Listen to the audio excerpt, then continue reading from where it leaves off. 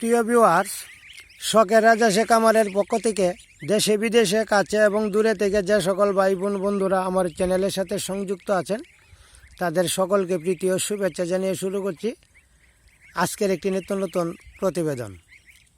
যাই হোক প্রিয় ভিউয়ার্স, আজকে 26/2/2025 তারিখ, রোজ বুধবার। আজকে নতুন ভিডিওটি করতেছি, শুধুই বাচ্চার ভিডিও। 5 এবং 6 গ্রেডের বাচ্চা এখানে একসাথে আছে। 2 গ্রেডের বাচ্চা একসাথে থাকার কারণে এই 2 গ্রেডের বাচ্চার ভিডিও আমি আজকে করতেছি। আজকের আলোচ্য বিষয় থাকবে গুরুত্বপূর্ণ একটা বিষয়। আমার 2-3টা বাচ্চা, এই যে পিঠের অবস্থা, এই যে দেখেন, এই যে পিঠের অবস্থা এইরকম হওয়ার কারণে কথা, পিঠের লোমগুলি ঝরে যাওয়ার কারণ কি এবং করণীয় কি, এই বিষয়টা নিয়ে আজকে আলোচনা করব আজকের ভিডিওতে। একটা বিষয়, এদের খাদ্য তালিকা কি থাকবে এই বিষয়টা। আর একটা গুরুত্বপূর্ণ বিষয় নিয়ে আলোচনা করব যে 2 বা 3 গ্রেডের বাচ্চা একসাথে রাখলে কি সমস্যার সম্মুখীন হতে হয়, এই বিষয়গুলি নিয়ে আজকে আলোচনা করব। যাই হোক প্রিয় ভিউয়ার্স, আমি গত 2 দিন যাবৎ নরসিংদী এবং সিরাজগঞ্জ 2 জায়গায় হাঁসের কিছু বাচ্চা নিয়ে গিয়েছিলাম। ওইটার অর্ডার ছিল অনেক আগে। সিরাজগঞ্জ থেকে কালকে আমি আসলাম। এর আগের দিন গিয়েছিলাম নরসিংদী, ওই দিনই চলে আসছি। ওইখান থেকে আবার পরশু দিন গেলাম সিরাজগঞ্জ, কালকে আবার সিরাজগঞ্জ থেকে ব্রেক করে আসলাম। আমি নিজেও একটু অসুস্থ। ওই 2 দিন 6 নম্বর গ্রেডের বাচ্চা যেটা, ওই যে এই যে বাচ্চাটা, এই যে ছাল ওঠা বাচ্চাটা, এই যে আরেকটা দেখা যায়, এই যে আরেকটা দেখা যায়, এইভাবে আমার 4-5টা বাচ্চার এই যে পিঠের যে লোমগুলি আছে, লোমগুলি এভাবে ঝরে পড়ছে। এই যে এটার কারণটা কি, এই বিষয়টা নিয়ে আজকে আলোচনা করব। এটা এখানে আনছো করে, ছোটো বাচ্চাটা এখানে আনছো করে বাবু, এটা বুডিং করে রেখে দাও, এটা হেই করে রেখে দাও, হেই করে রেখে দাও, পানি খাও নেই না, রাখো যাও। তো বিষয়টা হইল, আজকের যে বিষয়টা, এই বিষয়টা হচ্ছে আমি 2 দিন এইখানে না থাকার কারণে আমার এই 6 নম্বর কোডের যে বাচ্চাটা, এই বাচ্চাটাকে গত 2 দিন যাবৎ ঘর থেকে বের করা হয়নি। এবং ওই বাল্বটা ছিল একটু নিচু অবস্থায়, প্রায় 4 থেকে 5 ইঞ্চি উপরে ছিল বাল্বটা হাঁসের বাচ্চা থেকে।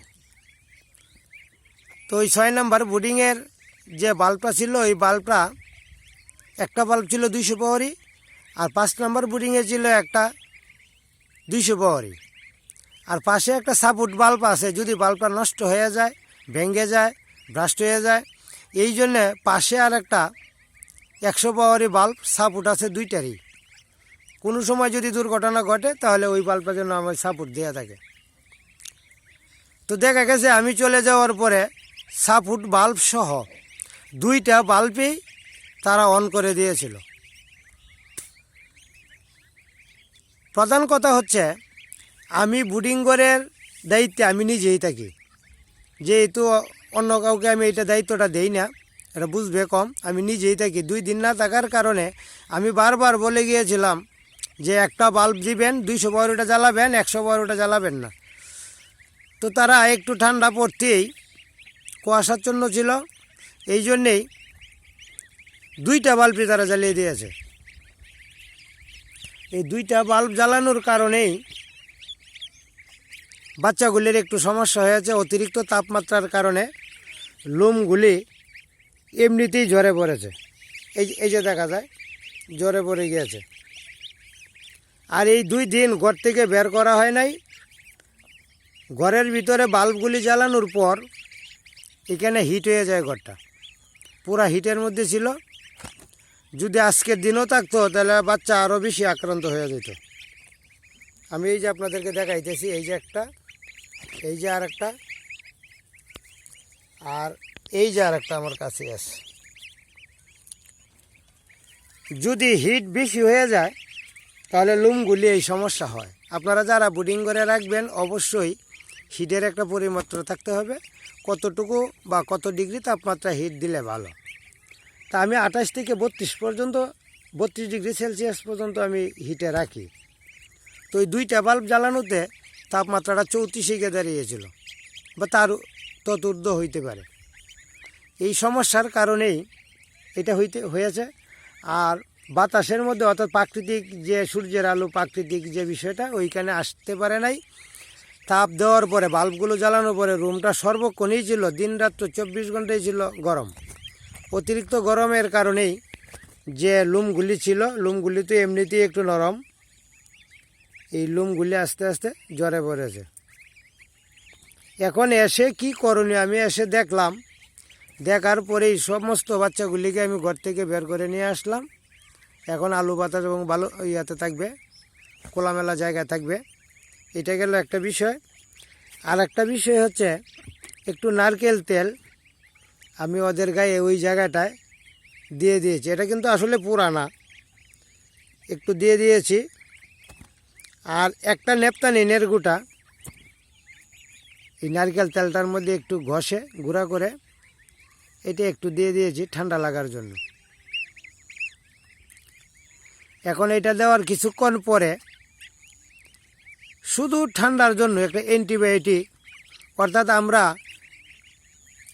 জেল ব্যবহার করি মুখ শেপের পরে। এটা অনেক সময় কোল্ড ক্রিম আছে যেটা ঠান্ডা লাগে, এটা শেপ করার পর দেওয়া থাকি। এটা অ্যান্টিবায়োটিক একটা। এই অ্যান্টিবায়োটিকটা দিয়েছি যাতে জায়গাটা ঠান্ডা থাকে এবং কোনো জীবাণুমুক্ত থাকে। এই জন্য দেওয়ার পরে এইগুলি একটু আরামে ঘুমাইতেছে। এই গেল একটা বিষয়। 2 নম্বর বিষয় হলো রাজহাঁসের খাদ্য তালিকায় সর্বপ্রথম হচ্ছে সকালের যে রুদ্র বা ভিটামিন ডি, এটা দিতে হবে। ঘাস খাক বা না খাক এটা বড় বিষয় না, খাদ্য তালিকায় আপনাকে সূর্যের আলো অবশ্যই রাখতে হবে। আর একটা বিষয়, 1-2টা ঘাসের কণা যদি খায় তাহলে সে অতি দ্রুত বৃদ্ধি হবে। সবুজ ঘাস পর্যাপ্ত পরিমাণে দিতে হবে। আর সাথে আমার মতো এই যে এইভাবে খাদ্য, আমি একটা বড় খাদ্য এবং একটা ছোটো খাদ্য, 2টাই কিন্তু আমি এনে রেখে দিয়েছি। এই যে বড় খাদ্যটা যেটা বড় বাচ্চারা খাবে, আর ছোটো খাদ্য যেটা এটা ছোটো বাচ্চারা খাবে। আর পানির পাত্র আছে এইখানে, অর্থাৎ তাদের খাদ্যের জন্য পানির জন্য যাতে কোথাও যেতে না হয় সেই ব্যবস্থা আমি করে রেখেছি। এবং এটা করতে হবে যাতে 15 থেকে 20 দিন ওরা পানিতে নামতে না পারে, কারণ পানিতে নামলে অসুস্থ হয়ে যাবে, ঠান্ডা লাগবে এবং মারা যাওয়ার সম্ভাবনা থাকে বেশি। আমি পানিতে নামতে দিই না। তবে যেহেতু এখন ফাল্গুন মাস, হালকা পাতলা গরম আছে, আমি 20 দিন অবশ্যই লক্ষ্য রাখবো। 20 দিন আমি পানিতে দিব না। 20 দিন পর ওদেরকে হালকা পাতলা পানিতে নিব, পানিতে রাখবো। তো এইখানে আমার ছোটো বাতে যেটা আছে, এইখানে বাচ্চা আছে 94টা। আর বড় বাতের যেটা আছে 5 নম্বর কোডে যে বাচ্চা আছে, এখানে বাচ্চা আছে 76টা। তো এই 2 গ্রুপের 76 এবং 94, এই 2 গ্রুপের 5 এবং 6 এই বাচ্চাগুলি এখানে আছে।